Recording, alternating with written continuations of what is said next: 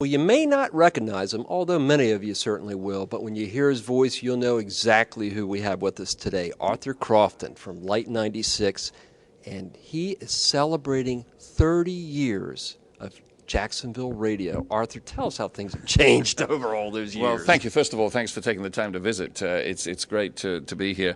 30 years, yes, it's quite remarkable. I don't think I would have ever envisioned being on the radio still at my advanced years after 30 years in Jacksonville, but it's changed a great deal, as you say. When I arrived, I worked at the AM 600 frequency, which was then owned by a company called Ransomville, the proprietor long since deceased. That station is now the Radio Disney Channel, but it's changed hands numerous times, gone through many manifestations. But the business was then under a regulated environment where you could only own one AM and one FM in any one town as a corporation, be it big or small. And give us a quick contrast. How many today in your building? Well, there are 4 FM radio stations in our building. In those days, you could only own one, and the maximum you'd have in any one building would be 2. Now we have 4. Clear Channel have 6 or 7. Cox Radio have 5 or 6. And really, there are only 3 or 4 owners left in town anymore. Whereas when I was coming along, if this job didn't work out and you didn't like that owner or program director or the audience didn't like you, you could go down the street, and there were several places where you could go in a city this size.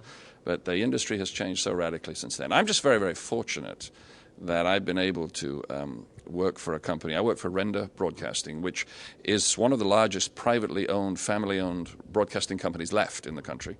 And they have owned the station since I went to work for them in 1990. And so I'm going on 18 years with the same company.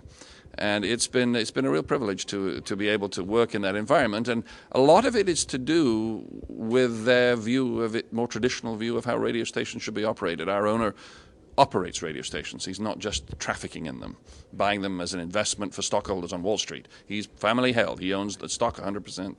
And give us a fun story or two back when AM was king here in Jacksonville. When AM was well, it's funnily enough you should say that. When I came to Jacksonville in 1978, Jacksonville was ahead of many markets in what they called FM penetration.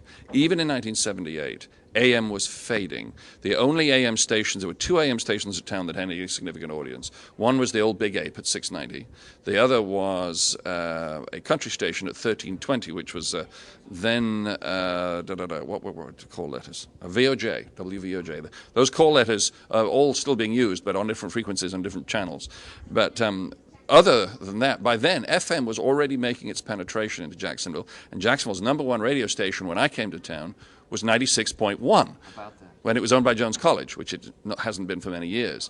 But that was when FM Jacksonville had already taken over the audience from AM. And of course now there are a couple of AM stations that do well ratings-wise, but it's a dominant FM market. And with the future, with internet, with this online experience at jacksonville.com, with satellites and so forth, who knows where it's going to go. Well, and I'm going to press you a little bit there because you're a guy that's seen so much change. Look out for us a little bit. Where do you see radio going from your vantage point?